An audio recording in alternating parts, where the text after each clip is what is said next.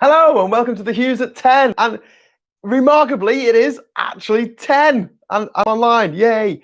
And I'm hoping that you can hear me. So I'm just going to wait until someone who's there. Hi, Mike. Hi, David. Hi, Attila. If someone can let me know if they can hear me okay, and then my microphone's working because I'm actually wearing a clip mic tonight. Can anyone hear me? Am I coming through? You're not going to get any show until I know that you can hear me. I'm going to get a message now saying, you're silent, Graham. Can't hear you. Turn mute off. Yes! Thank you, Super Gikes. Okay. I'll cut this from the catch-up show. This was just a secret little bonus Easter egg just for you guys who are here early. Okay, hi everyone. Welcome to the Hughes at 10. And today I've got a bunch of stuff that I want to talk about today. Obviously, the ongoing trauma that is Trump not giving up the election, even though he's clearly lost. And I think we just had Mike Pompeo saying that they're preparing for a second Trump term, and you're like, what? It's like your team's been relegated, and they're like, yeah, we're getting ready to win the league, and you're like, no, you've been relegated. You're going down. Oh my God. And then obviously we've got a big issue at the moment. Well, it's been ongoing for a while, but to do with freedom of movement. And I really want to get into the nuts and bones of that because it drives me mad.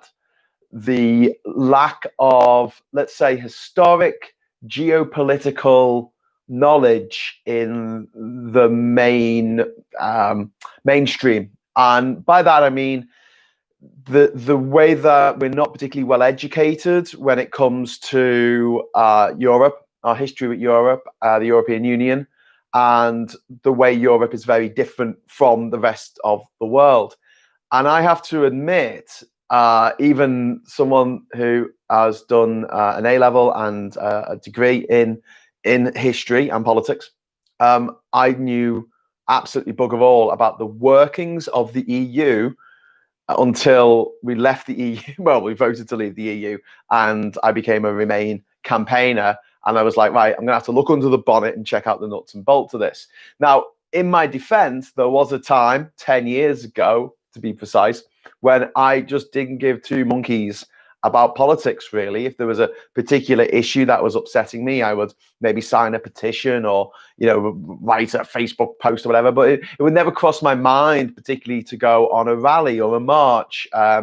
I went on the it was the G20 summit, I think, in 2005 up in Edinburgh. I went up for that and marched for the Drop the Debt Jubilee 2000 campaign, which was worthwhile, and it achieved its goals. Well, a large portion of it. Yeah, the fact that I knew bugger all about the EU, having done a degree in history and politics, is pretty bad. And if I knew bugger all, then people who didn't do any study at school on these things, all the information they've got is the stuff that they hear down the pub and read in the Daily Mail. Not good sources. But I'm going to put a little pin in that because I just want to talk tonight about this, about vaccinations. That's the headline, vaccinations. Because obviously we've got this new COVID vaccination developed by Pfizer and this German couple who just completely stopped their lives to work on this amazing new vaccine. It works slightly differently to normal traditional vaccines, but it's shown to be 90% effective, and so far no side effects, which sounds really, really good.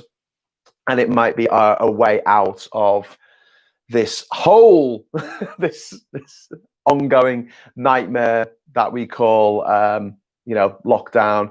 These idiots in charge, you don't know what they're doing. It's kind of embarrassing.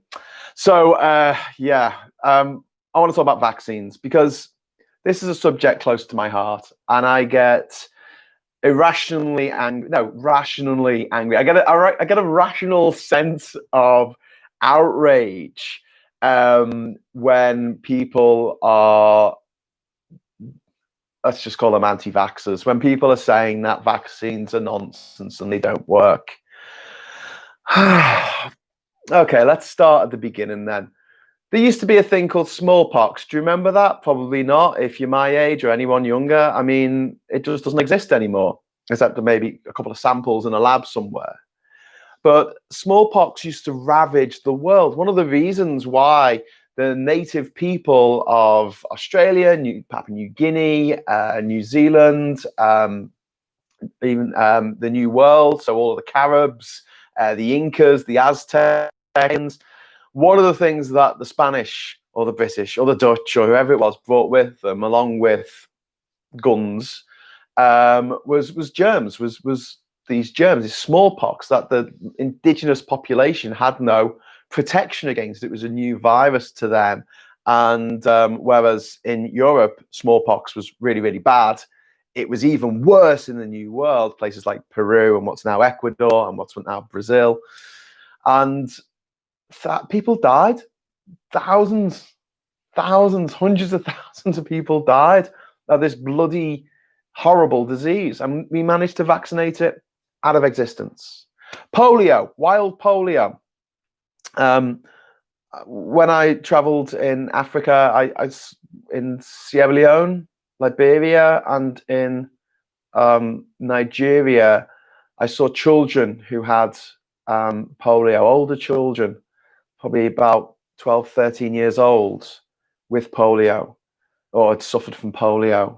They couldn't walk.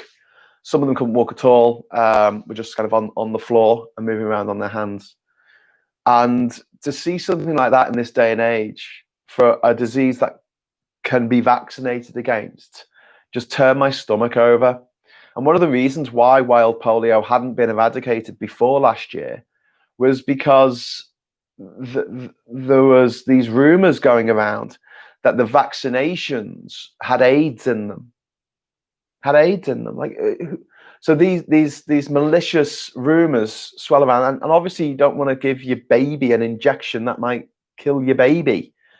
And a lot of unscrupulous people made a lot of money out of selling this bullshit. I mean, the one that sticks in my mind as well as my craw is a guy called Matthias Rath, and anyone who's read Ben Goldacre's Bad Science book might be familiar with this guy, but not necessarily to do with vaccines, but to do with medicine in general. He went to South Africa in the 90s and he started selling vitamins. He was a vitamin entrepreneur, and he told people who were suffering from HIV, right? They were HIV positive, they were suffering from AIDS, not to take their antiretroviral drugs. Don't take them, the things that work and will keep you alive. We want you to take his vitamins, specifically his vitamins. And as a result of that, thousands of South Africans died, and many more across the continent. They have a thing going all the way up from South Africa to Nigeria called the AIDS Highway, because a lot of the lorry drivers will go up and down that highway and they'll stop off and have sex with prostitutes, whoever. And AIDS was spread around the continent quite efficiently. It got so bad that by 2009, over a third of the adult population of the entire nation of Lesotho, the little country that's completely surrounded by South Africa, it's up in the mountains, over 33% of the population were HIV positive. The Minister for Health, under, I think it was Tambo Mbeki, she died of an AIDS-related disease. And she had gone on record telling people to just eat green leafy vegetables rather than take their antiretrovirals. There's money to be made in bullshit, and there's also death and carnage to be caused there. And so I see that. I look at polio been eradicated. I look at smallpox been eradicated, and then I come to measles. Now I've got a personal connection here, because I don't know if everyone watching this knows, but my partner Catherine is profoundly deaf. If she takes her expensive hearing aids out, she can't hear anything at all, and she's deaf because as a child she had measles. She couldn't be vaccinated, as some people can't, because they might be allergic to some of the ingredients, and they rely on herd immunity, which only works if you've got a vaccine, by the way. and she's been deaf ever since. It's something that if you met her, you wouldn't necessarily know, because she doesn't speak like she was born deaf. Obviously, she learned to make the consonant sounds, some of the sounds that people who are born deaf find hard to recreate because they've never heard it. But she relies heavily on lip reading, and it's exhausting because she's kind of got to look at your lips and guess what you're saying all the time. And just try and make an educated guess.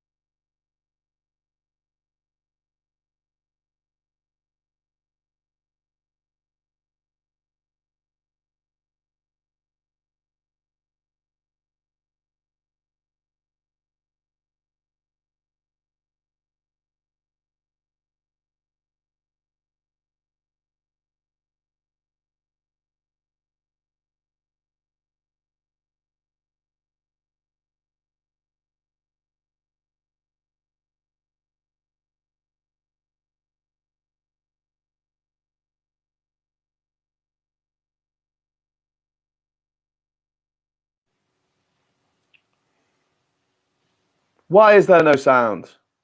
There's sound on here.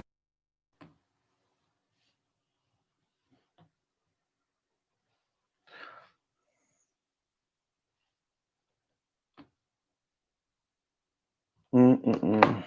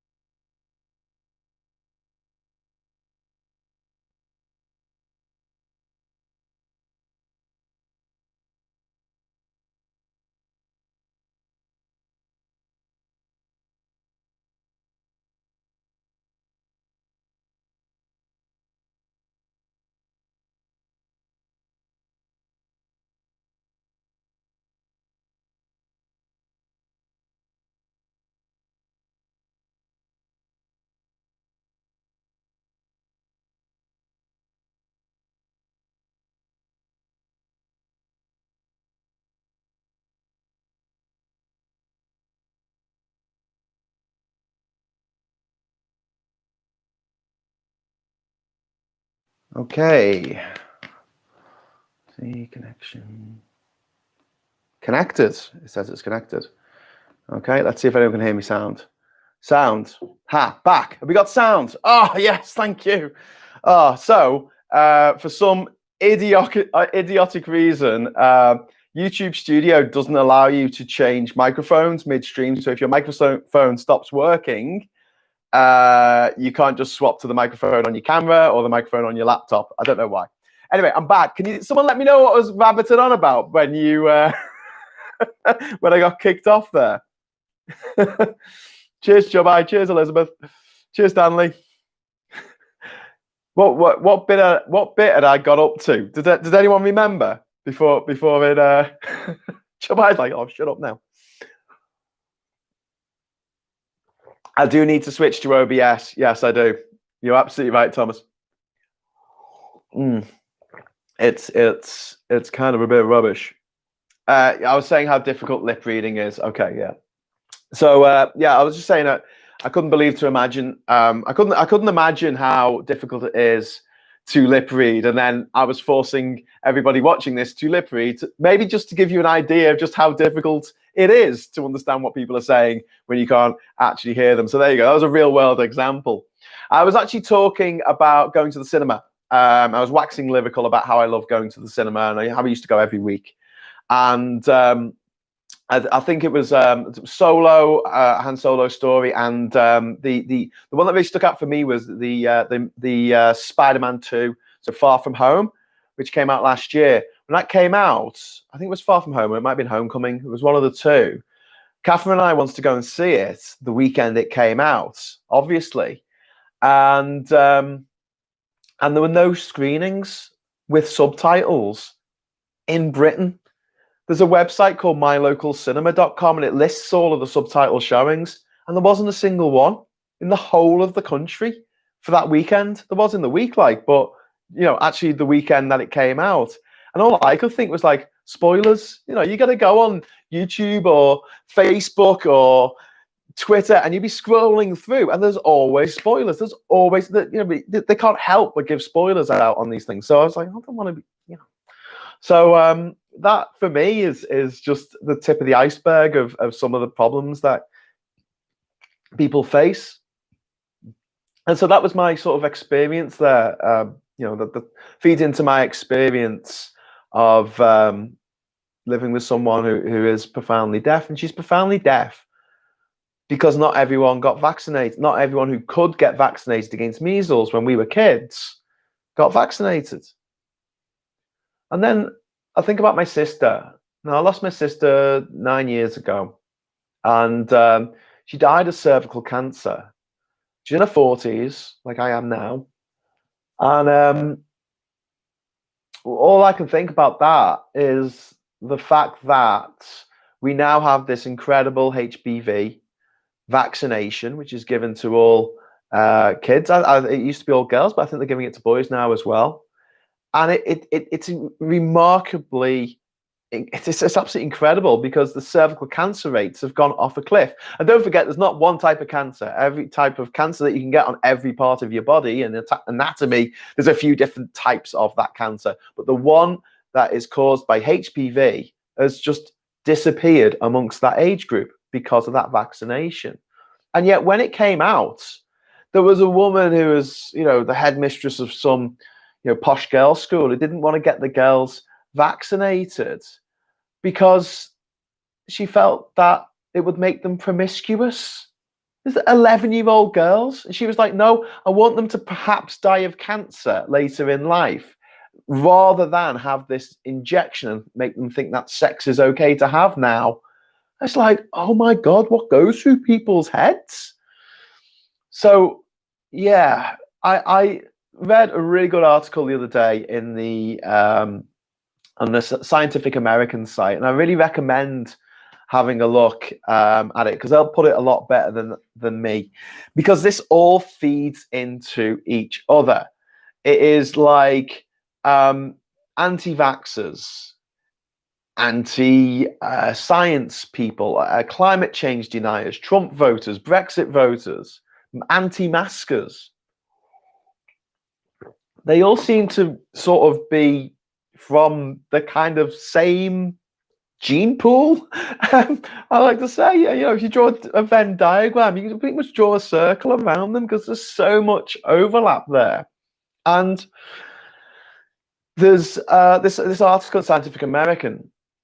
I think it's by a guy called Sean Connell, I think, and he talks about these like 6 principles of the denialist playbook, and this goes for not just global warming denialists, not just Brexit denialists, or, you know, I guess you can call them reality denialists, but also smoking, cancer. So in the 1950s, they finally got hard evidence that smoking caused lung cancer and heart disease and lots of other associated problems. And the smoking companies, the tobacco companies, were like, oh no, people are going to stop smoking. We need to do something about this. So they paid scientists who were not medically trained in any way to go on the Johnny Carson show with a cigarette and go, yeah, smoking's great. They might be a rocket scientist and go, yeah, I smoke all the time. Yeah, what's the problem? Or they might find a doctor who still smoked and said, oh, can we get a photo of you smoking? And the idea was to make people doubt the science, make people think, hang on, if that very clever rocket scientist is smoking, surely there's something in this. And I enjoy smoking, so, you know, do I really have to give it up? Do I really? And we're seeing that same pattern playing out generation after generation. And, you know, more recently, sort of in the 80s and 90s and up to now, it's been global warming.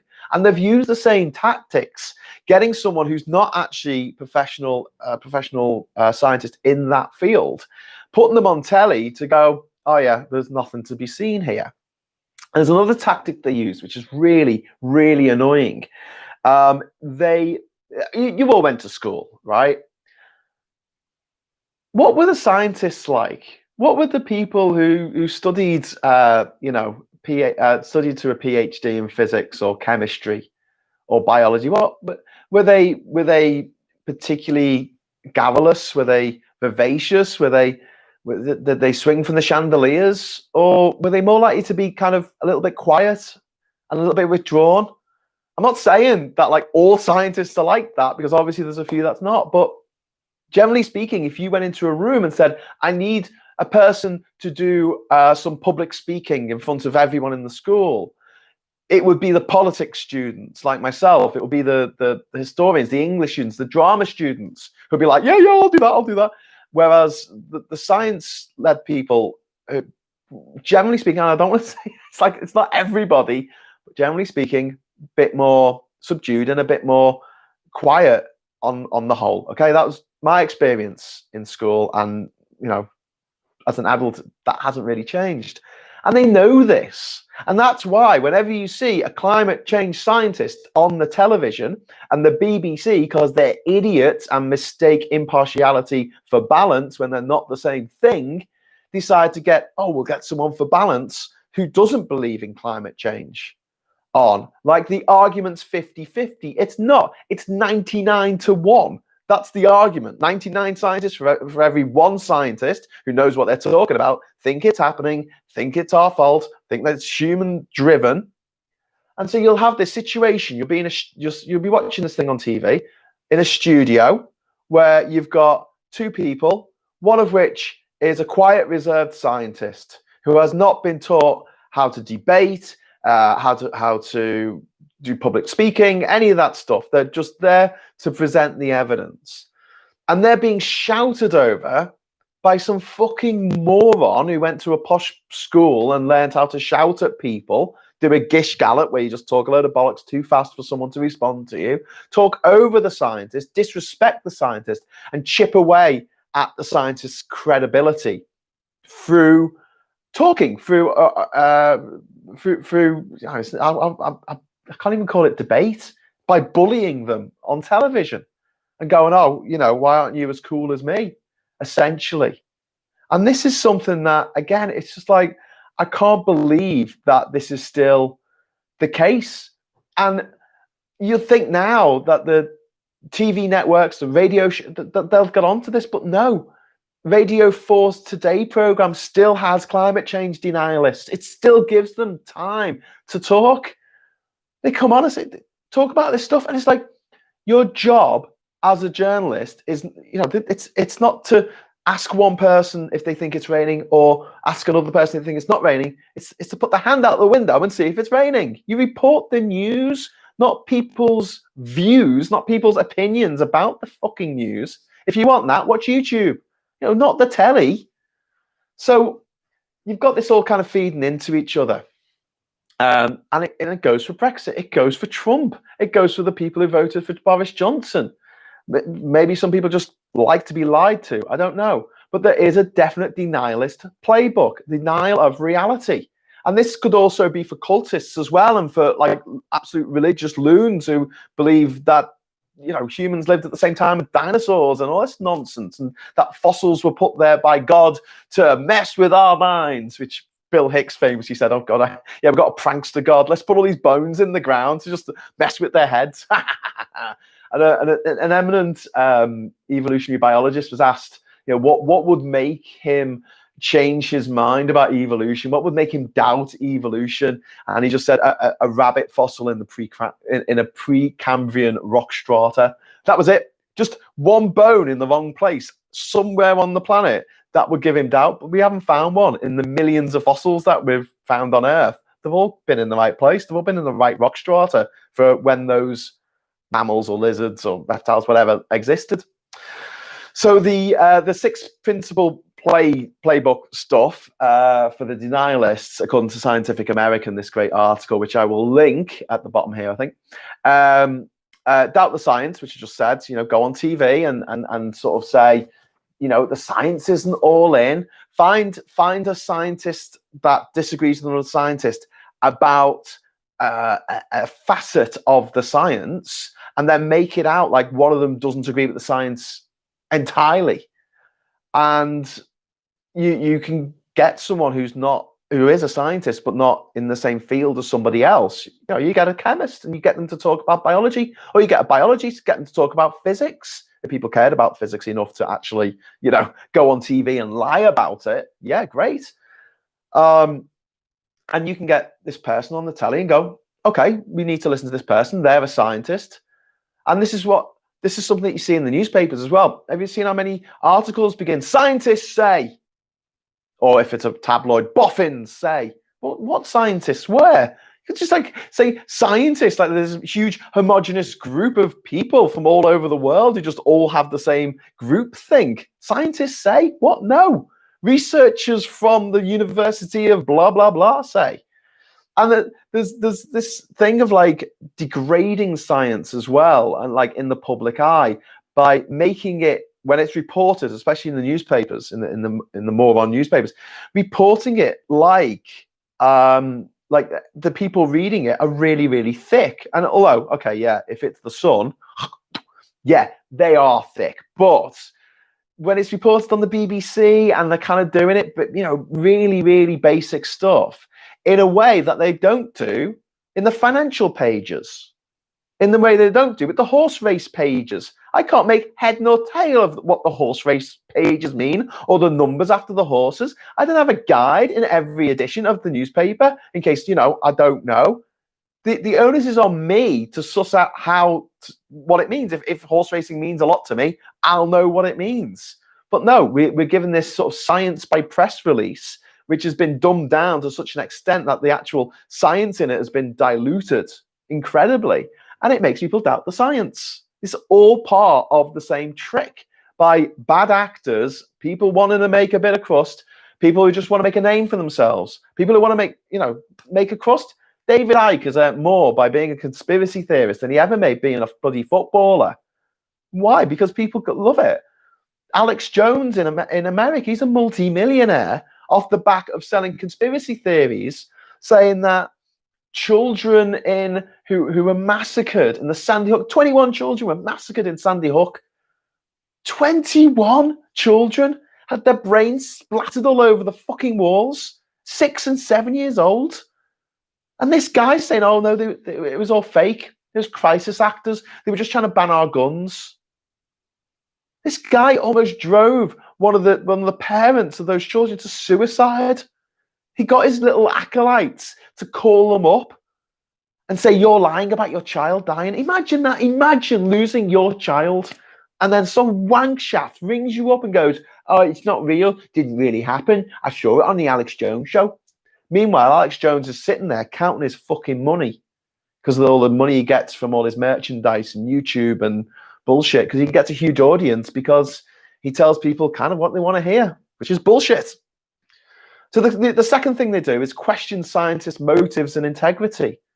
They do all the time. And it goes back to this thing of like, first of all, get a scientist on TV who's not very good at public speaking. Great, we can demolish him in a debate, or her in a debate. Ha ha ha, won't that be fun? And then you say, well, who are these scientists working for, eh? They're working for Big Pharma. It's fine to buy your Bayer aspirin or to use your Pfizer fucking Viagra. Yeah, you trust them then. But no, they're all bad actors. All these scientists are going out and you got to think about what their motives are. And all I can think to that is like, oh, fuck you, man. Like, do they really think that those doctors and nurses working for the NHS, working for health systems all around the world, want to give your child autism? Do you think that these incredible people who work for Medicine Sans Frontier in Congo, in Kinshasa, and they travel around the country, there's no decent roads, so they have to take these light planes to get out to these places like Goma, which notoriously violent, and they do it to give children vaccines. They go into Yemen, they go into Eritrea, they go into South Sudan, risking their lives so these children might live. And they're the baddies. They're the baddies in all this. No, I'm sorry. Those people are heroes. And to cast aspersions on their character and to imagine that they're trekking for days through a jungle to give an injection to an African kid to give him possibly mild learning difficulties. Come on. And sorry, I don't mean to demean autism. I know it's a serious thing, but I'm just saying that there are degrees of autism and it could just be a mild case. But the fact is, vaccines don't cause autism at the end of the day. But this questioning of their of scientists' motives is disgusting. They've got brains and they become fucking lawyers or politicians if they just wanted to make loads of money, go into business, or I don't know, have rich friends who give them cushy contracts from the government. Yeah, I mean, it winds me up. Obviously, this is one of the reasons I'm doing these Hughes at 10s, is just to get off my chest a lot of things that just sort of built up inside. I'm like, I can't believe this is still going on. And hopefully give some of you watching this, some armaments against this tidal wave of bullshit that is coming over us, not just in politics, but in society, in medicine, and particularly in global warming, because we need to do something about global warming this decade. And I'm going to keep coming back to this point as we go forward with these things and with whatever I do next. Number 3 on this list of 6 is magnify disagreements among scientists and cite gadflies as authorities. So again, this is something that I touched on, where you say there's one scientist who says this and another one says that, and they both agree with the basics. They're just disagreeing on a technicality a lot of the time. And this is blown out of all proportion. This is like, oh, not all scientists agree with global warming. Like, but pretty much nearly everyone does. No, not every single one though. Okay. I don't know what you want me to do about that. If I say not all old people voted for Brexit, I get a load of shit by people going, stop being so ageist, Graham. And I'm like, no, I said not all. And I know not, oh, forget it. But the idea that every single scientist in the world has to sing from exactly the same hymn sheet is just kind of a bit insane. But then you'll get a document which is signed by 10,000 scientists from around the world who are climate change scientists that are saying climate change is real. It is human-made, and we need to stop it, or this is going to happen. And they go, oh, no, And they were just paid to sign that. And then they get a document like the Great Barrington Proposal or whatever the fuck it was called. And they're like, oh no, this is real. Look at this. You've got to read this. And anyone could sign that. It's got signatures from Mickey Mouse. It's got the signature of it's been signed by not Fred West, the other one, Harold Shipman. It's been signed by Harold Shipman. And they're like, yeah, look at this. It's like a fake document, and it's so transparently fake, but I guess it just tells them what they want to hear. So loads of misinformation out there, yeah. And the next thing they do is they exaggerate the potential harm. And this is something that I find really disturbing as well. So we go back to the Andrew Wakefield thing. This Andrew Wakefield creep was working for a pharmaceutical company, or he's working for an insurance company or something. He went to a children's party and took samples without the fucking parents' consent. I mean, he broke every single rule that you can possibly break as a research medicine person. I don't know what his official title was, but you know, he's not a doctor anymore. He's been struck off because of what he did. But he managed to get this paper published in the Lancet in the late 90s, saying that there was something in this idea that people who, children can get autism from the MMR jab. And it caused loads of kids not to get the MMR jab. In 2000, the measles was functionally extinct in America, and we brought it back. And it was people like Andrew Wakefield and David Icke and all these absolute cock jockeys who brought it back because they wanted to make some money. That's it. They just wanted to make some money. They don't care about how many lives they ruin along the way. They just wanted to make some money. And measles is a deadly disease.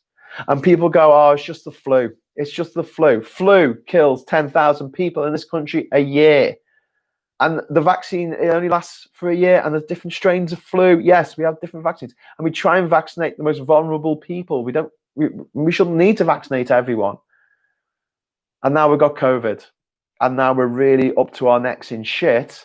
And the only thing that is actually a rope to pull ourselves out of this, right? Not just something to keep us head above water, but to actually grab onto and pull us out is a vaccine. And yet, I reckon a third, maybe a quarter or a third of the population of this country will say, I'm having that. I'm not having it. Because of all the bullshit that there's been thrown in their face over the last 3-4 decades. It's anti-science agenda, anti-reason, anti-intelligence. We're sick of experts. Bit thick, join us, feel good.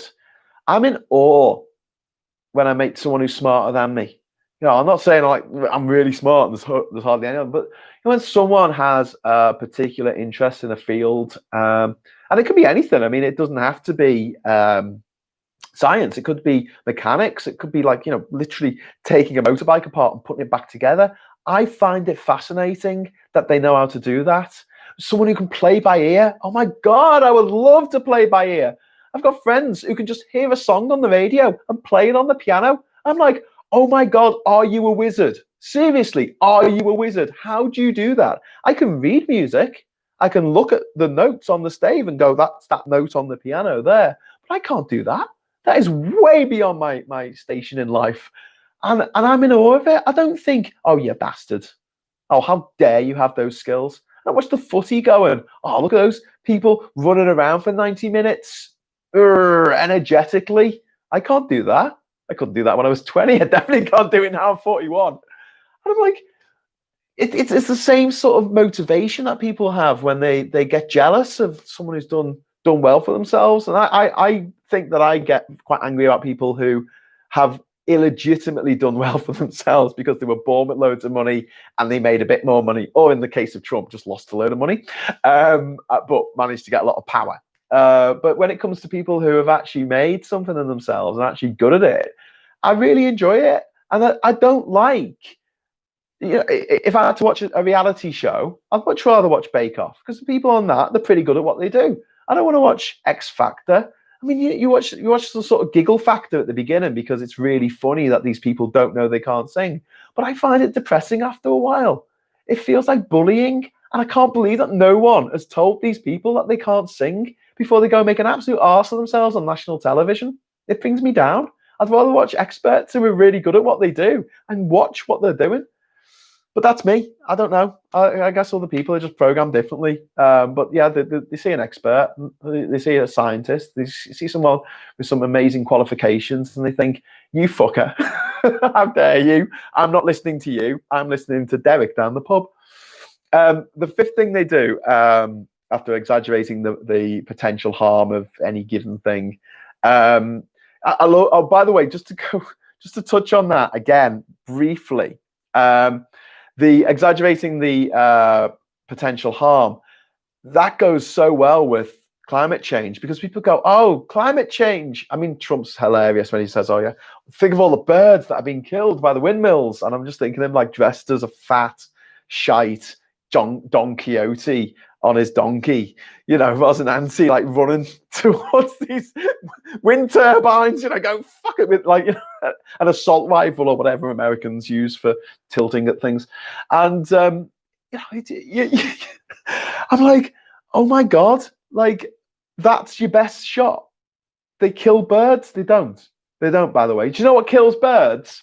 Towers, big glass towers. Do you know who keeps building big glass towers? Donald Trump.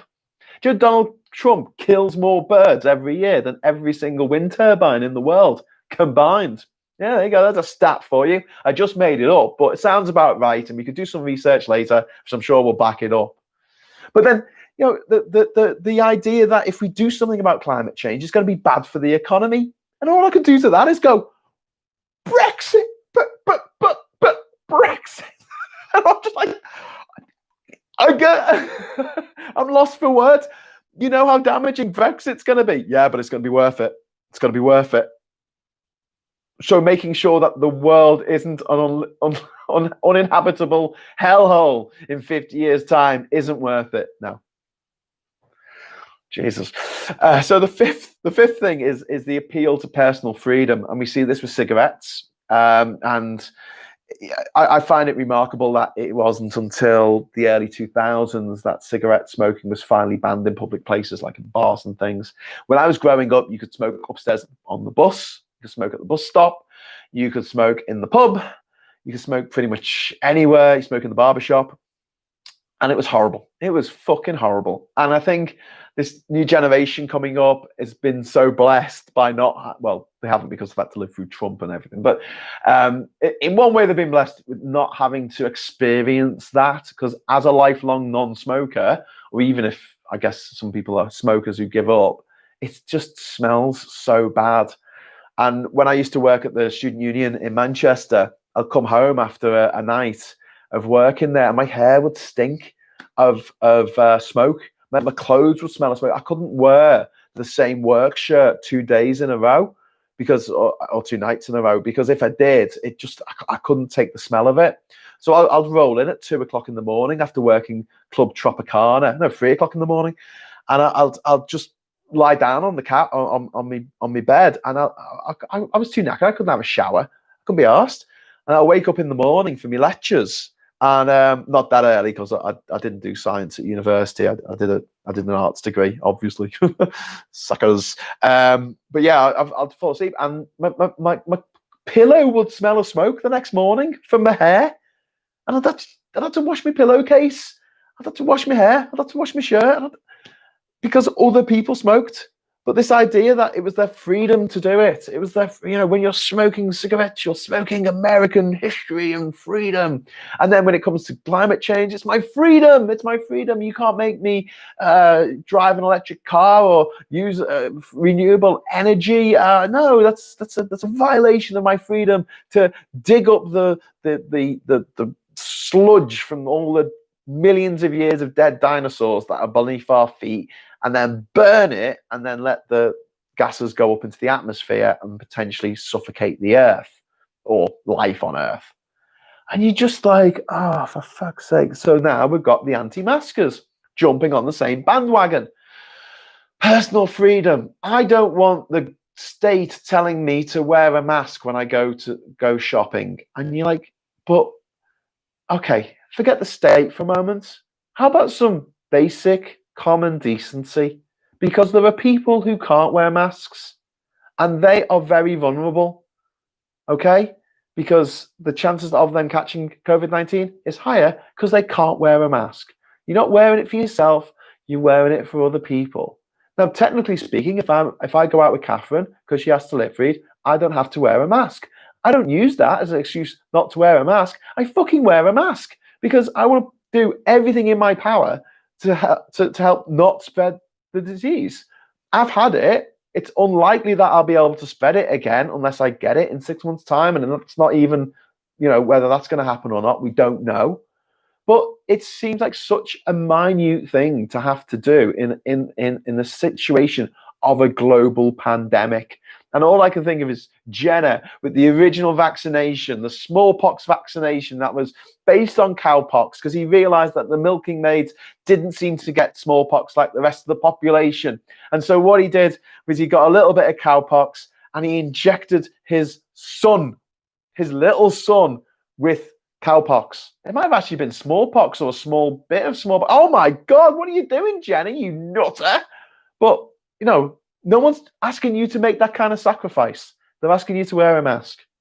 And when the vaccine comes out, they're asking you to take, if you're old, please get the vaccine because it will reduce the chances of you dying. And if you're working age, eventually everyone should be vaccinated who can be vaccinated. And that will give us the thing that has been buzzing around in the heads of people since the beginning of this, which is herd immunity, which can't happen until we have a vaccine, because herd immunity means that loads and loads of people are immune to it, not by having had it, because it would decimate the population. We're talking about people not being able to pass it on, because in any given crowd, there's too many people between them that they can't get it across because all the people between them are immune, herd immunity. Right, finally, reject whatever would repudiate a key philosophy. So this is going back to religion, man. This is like creationism. We reject all evolution, which is crazy. We reject the Big Bang. The Catholic Church respects the Big Bang. They think God did it. I don't, but they think God did it. That's fine. They respect evolution. So they go, okay, well, things evolve, but that's the way God designed them. Okay, fine. You've come to some compromise there. That's okay. But then you get these mad evangelists in America. The tele-evangelists like a bit of money, don't they? And they're going, oh no, there's no evolution, and God made Earth. I've added up all the dates in the Bible, and it was 4004 BC. You've added up the dates in the Bible. Yeah, 4004 BC. Oh my God. Okay. Yeah. Why is there no plutonium? Why do we have to make it? It's only got a half-life of X amount of years, and there's none of it left because it's all degraded so much because the Earth's been here so long. Oh, forget it.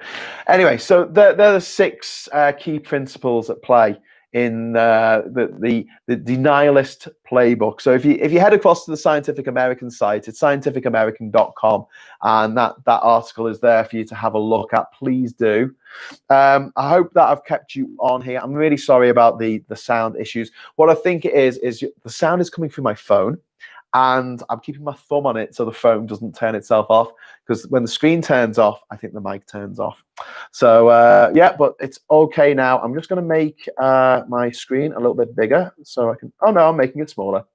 Okay, that's not working. Oh no, there we go. Okay, so I'm just going to go through a few of your messages. I really wanted this to be a short one today. But John Major's speech, yes, Elizabeth, I think I'll try and get to that tomorrow. It's like, oh my God, there's so much to talk about each day. But yeah, John Major's speech, if you haven't seen it, please look it up. He is absolutely on point. And actually, just before I came on, I was talking to Catherine about John Major, who is a Tory that I have time for. There are some of them, Dominic Grieve. I've got time for this man. The Tories that are in charge at the moment, I don't think I have time for any of them. They are all self-serving nitwits. They are all crooked idiots, and it just, they offend me. I find them all offensive. But yeah, I'm not going to go on about it. But John Major, don't forget, he was instrumental in the building of the Good Friday Agreement, because although it was signed in '98, I think, Tony Blair had only been in power for a year. He hadn't done all the background stuff with it. That was John Major's government doing it on the sly, opening up talks with the IRA. And I don't know if you remember, but I seem to remember when it came out that the British government was conducting a secret dialogue with the IRA to hopefully bring an end to the violence in Northern Ireland.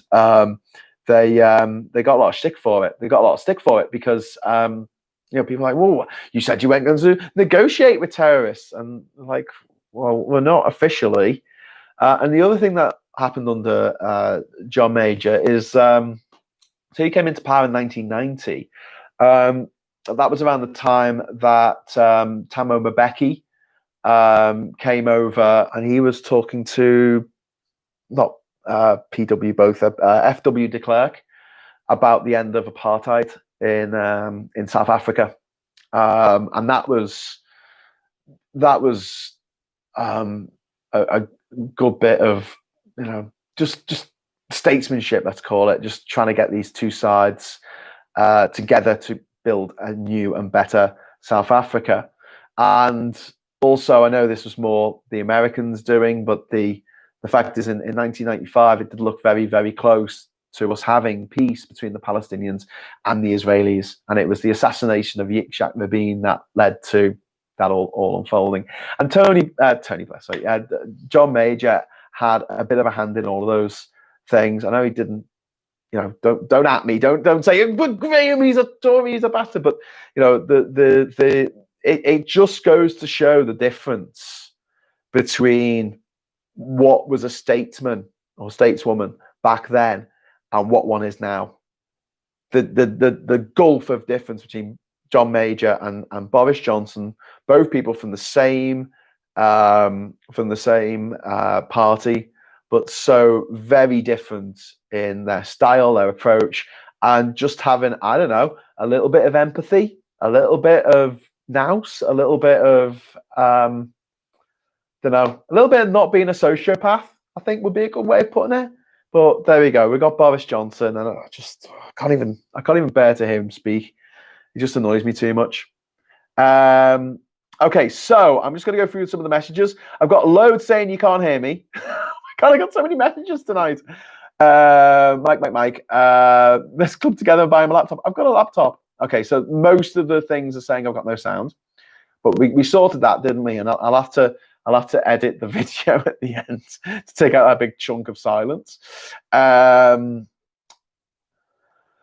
Does your cinema have a loop system for helping hearing aids? It depends on your type of hearing aid. The type of hearing aid that Catherine uses is a Bluetooth hearing aid, so it doesn't work on the same system as a loop. And the way that people are deaf, I always assume that when you were deaf, it was just like turning the volume down on the TV, but it's not. It's turning the volume down on certain frequencies. So there might be some frequencies that you can hear fine, but they're intermingled with frequencies that you cannot hear at all.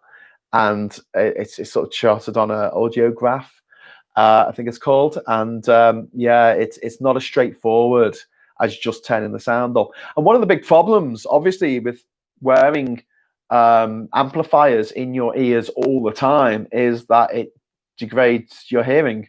So wearing hearing aids is bad for your hearing in the long term, because you've basically got these loud sounds going off in your ears. And one of the things that an American company is working on, and I know this because I had this idea and then I looked it up to see if someone else was working on it, but it's basically trying to get light. So sound waves come in, they get converted to light, which obviously is silent. That hits a membrane on the on your eardrum, and you learn to understand what the vibration of those sounds mean in terms of words and sounds and everything again. But yeah, it's still very much a prototype, but that would be great because that means that you're not actually deafening yourself with your hearing aids. Vera says she got the HPV vaccine as an adult. good on you. It was really expensive. I think I looked into that at Boots, and it was like 400 quid or something. It was ridiculous. I should say as well, I got all my vaccinations before I went on my journey to every country in the world. I got hepatitis A, B, C, I got typhoid, I got diphtheria, I got Japanese encephalitis, I got yellow fever, I got, rabies, everything. And my entire journey, 4 years, every country in the world, didn't get ill. Did not get ill. Didn't go to a hospital, didn't go to a doctor, didn't have a day off sick. I had a day off with a hangover, but that's not the same thing. And I don't believe that I'm just the luckiest person in the world. I was staying in some really unsanitary environments, especially traveling around Central Asia and Africa and Southeast Asia. I mean, I was staying at people's houses. I was, sleeping outside. And I don't believe that I'm just that lucky. I think what happened was I took the precautions that I needed to take. I took my anti-malarials, and I made sure that I took all the precautions that were reasonable for me to take in order to not get ill. And hey presto, I didn't get ill. And I know, obviously, the plural of anecdote isn't data, but you get the idea. Too many idiots out there. Yeah, Neanderthals. Yeah. Best argument flat Earth idiots have is the Bible. Is it? Is that where they get it from? I love the flat Earth thing. It's just like, you got all these round planets, and you got the moon that's round, you got the sun that's round, you got the Earth that's just flat. Same with nuclear power plants. I don't know what you're referring to there, but yeah, nuclear power plants. I mean, I would have a nuclear reactor in my back garden if I, I'm not scared of them in that way of, oh my God, these things are really bad and terrible and awful.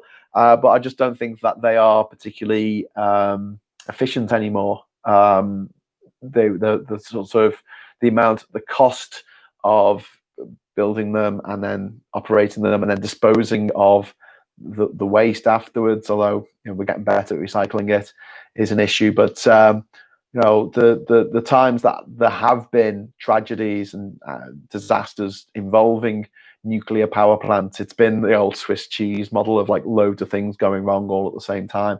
Systemic failures, which caused Chernobyl, the 3 Mile Island incident, the meltdown, no one was killed, and then obviously Fukushima, which is the one where you're like, you could have designed the thing a bit better. I think why they had the generators, didn't they? And the generators weren't high enough, or they were too high up, or they just got swamped by the water. I can't remember what happened, but they had a bloody big earthquake and a huge tsunami, and they weren't prepared for it. In a country that has lots of earthquakes, to be fair, but never quite as big as that. I mean, that was a real tragedy. But yeah, there's a nuclear. There you go. Here's a little tidbit of information. There's a nuclear reactor in Congo, in the Democratic Republic of Congo. I think it's on the outskirts of Kinshasa. I'm going to do some research into it and get back to you. But yeah, well, there used to be, and it was like a present, I think. But I think it was built by the French, but it would have been built by the Belgians, maybe the Belgians. But it was built with American money because the nuclear fuel that they used to destroy Hiroshima came from Congo. Whichever bomb it was that they, I'll forget it. One of them was uranium, and the other one was something else, wasn't it? Can't keep up with all this. Right, scientists, yes. Explaining complex scientific issues to the public is a major challenge. Yeah, Dimitri, you're absolutely right. There's only a few people who are particularly good at it. Obviously you got Bill Nye, the science guy, but you've got this thing now where like David Attenborough talks about the environment, and he is probably one of the best placed people, although perhaps he doesn't have the academic qualifications to be talking about climate change in the way that a climate change scientist can. He can look at what the world looked like, when he started doing his documentaries and what it looks like now, and that real lived experience, and say, shit, we need to do something about this. And yet people don't listen to him. He's David fucking Attenborough, and they're like, no, I'm not listening to him. And then they go, okay, what's the problem? He's too old. Oh, well, there's Greta Thunberg. Oh, I'm not listening to her. She's too young. Can't fucking win. Brian Cox is good. Brian Cox is a liar. Okay, Gaz. Gaz doesn't like Brian Cox. Probably because he's from Manchester. Don't know. And he was in Devine. Yeah, Brian Cox is a liar because he played the keyboard on Things Can Only Get Better, and things haven't got better, Brian. Bastard. Did you lie about the number of stars? You have your own conversations here. There's a note there about Sandy Hook. Absolutely unbelievable that man, Alex Jones, is still allowed to make videos, still allowed to be on TV. He's still allowed to do anything. He should be in jail. He should be in jail. The endless lying, yeah. Parents, neighbors smoke, and when I visit, even a week later, it's horrendous. That's from Mike, yeah, just right. Patrick saying my parents smoke, the ceilings were all yellow. I think there's a Coldplay song about that. John Major gave a speech. Yeah, we're talking about the Major speech. Fusion reactors, though. I didn't even get sick in Bangladesh. Well done, Gaz. I was horrible in Bangladesh. Like Dakar, so polluted. And I still remember I went there and I washed my hair. Like after a day walking around, I gone down to the river or the shore, or whatever, and there were all these boats, and they were like rusting hulks on an angle, and they were all like families living on these boats on an angle, and it was like living in a set from the 1960s Batman, you know, where everything's like this. It's like on a Dutch tilt. Bloody hell! And I came back to where I was staying, and I remember I washed my hair, and I looked at my hands with the lather. And the foam was brown. It was brown from the pollution, the dust and the dirt in the city. It was just, I was off the charts. Nice buses though. They have really good buses there. Good air conditioning.